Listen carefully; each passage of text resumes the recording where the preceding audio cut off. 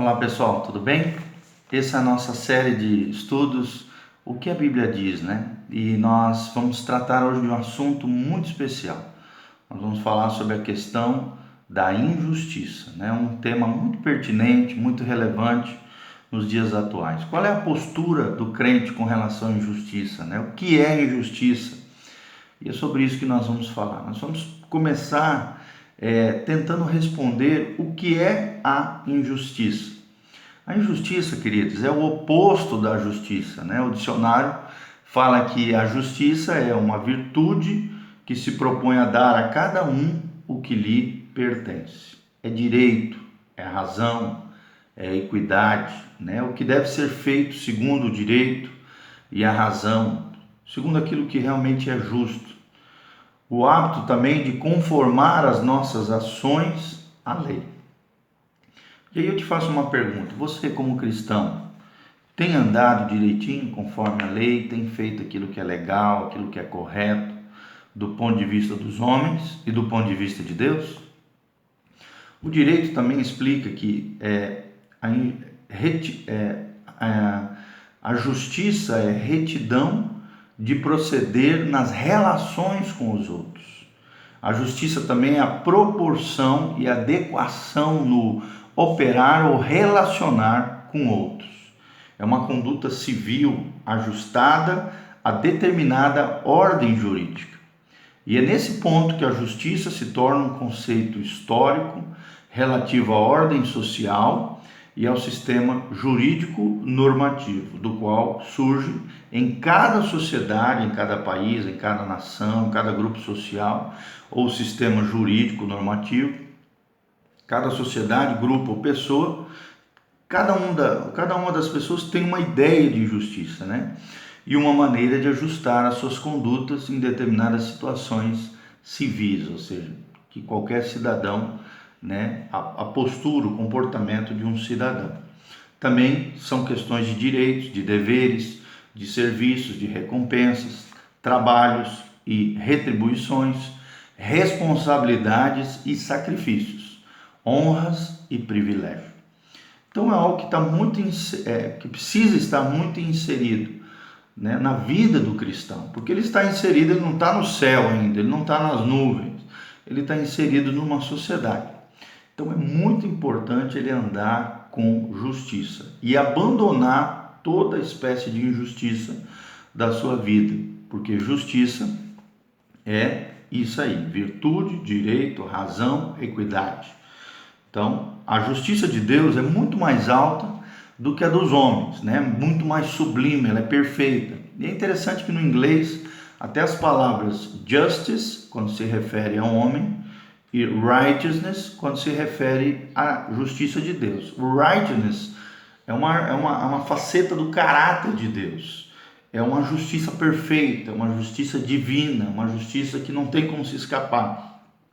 Já a justice, que é a palavra humana, né, relacionada à justiça dos homens, ela, infelizmente, nós sabemos, em todas as sociedades humanas, por estar o homem envolvido nessa característica, não é perfeita, às vezes é falha, né? E é uma discussão que se faz muito nos dias de hoje, né?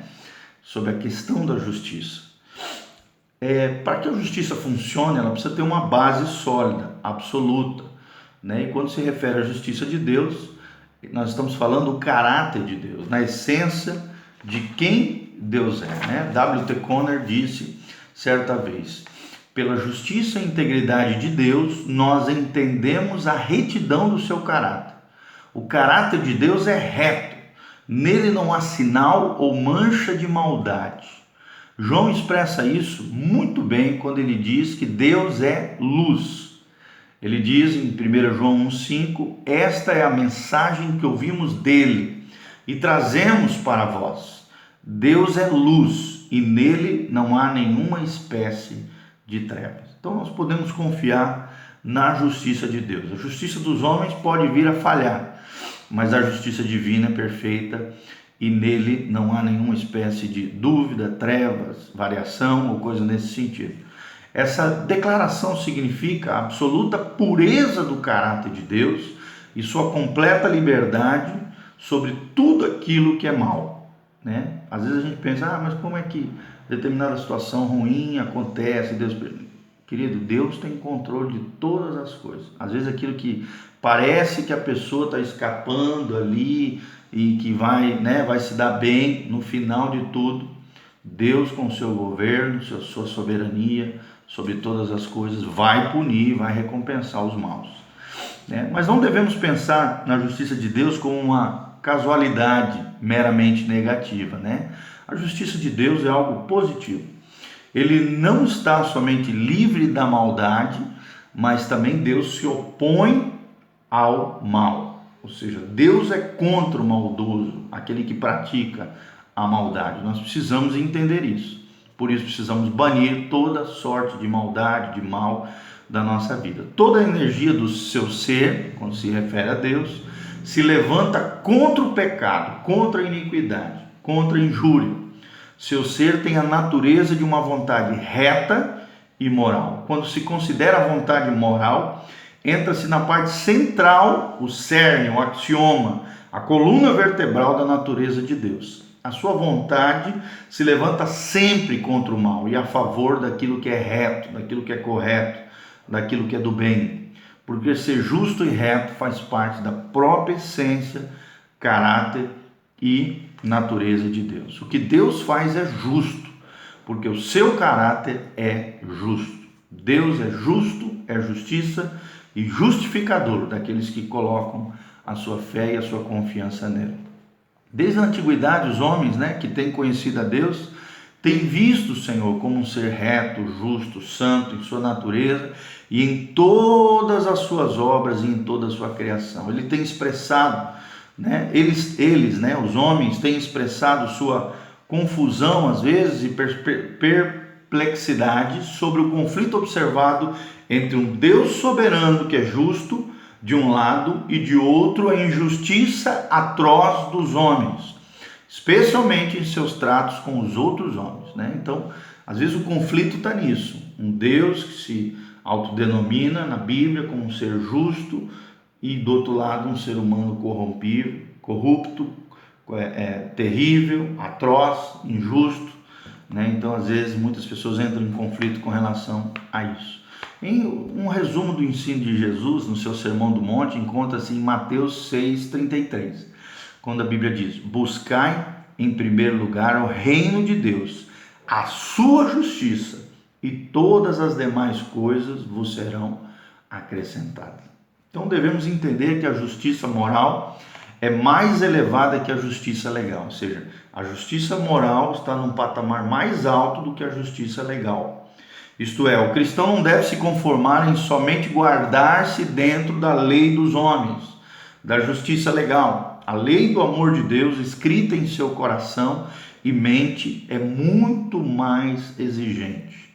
Nós vemos isso claramente no Sermão do Monte, né? Em Mateus 5, também Mateus 5,20 fala sobre isso.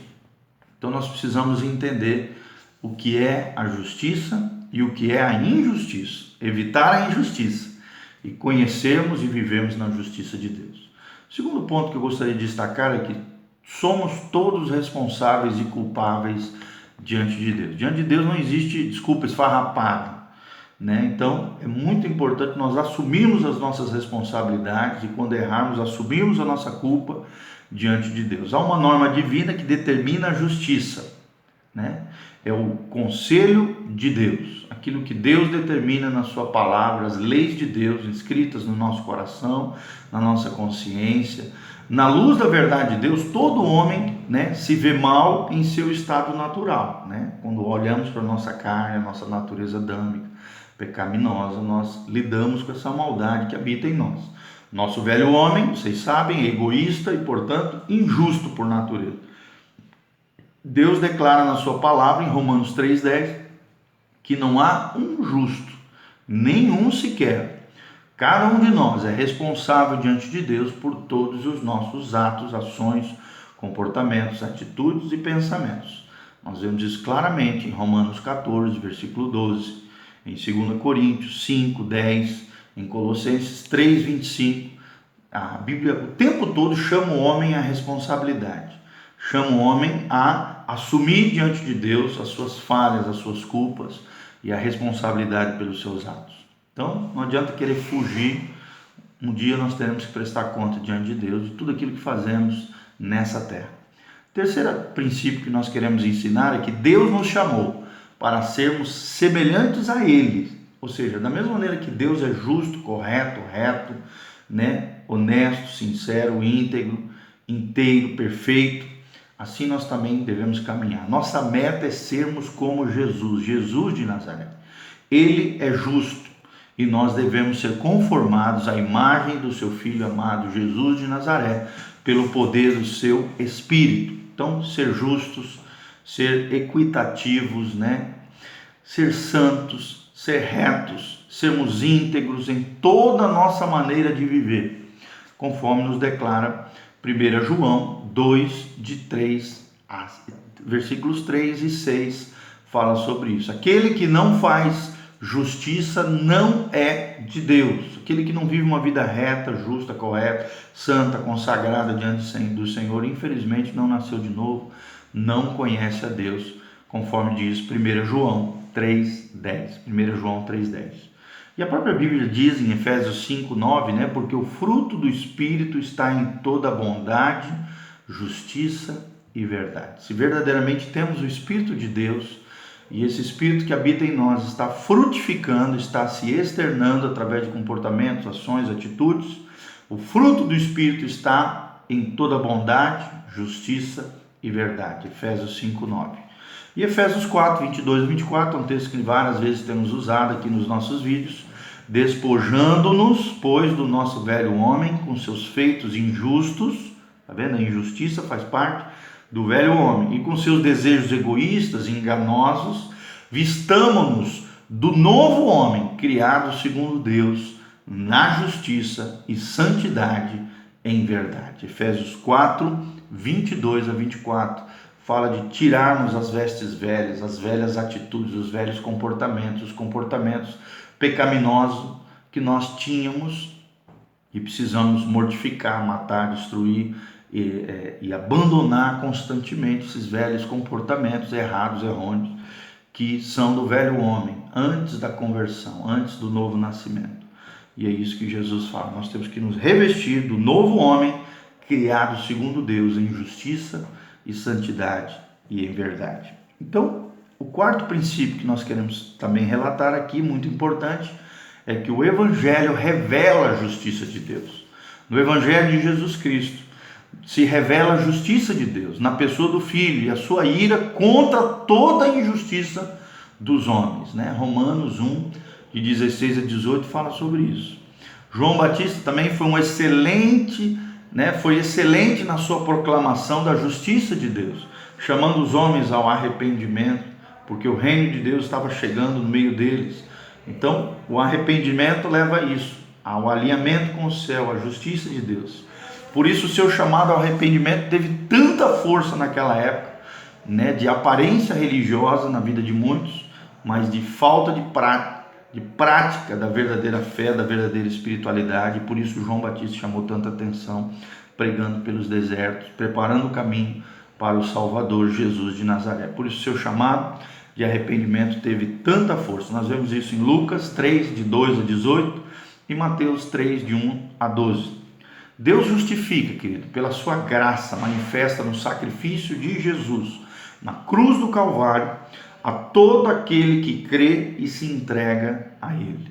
Deus é justiça e justificador na vida daquele que pela sua graça manifesta no sacrifício de Jesus, na cruz do Calvário, todo aquele que crê e se entrega plenamente a Ele. Deus se torna justiça e justificador. O próprio Cristo se torna justiça de Deus e justificador daqueles que creem pela fé. Então, logo, devemos apresentar os nossos corpos a Deus como instrumentos de justiça para o Senhor.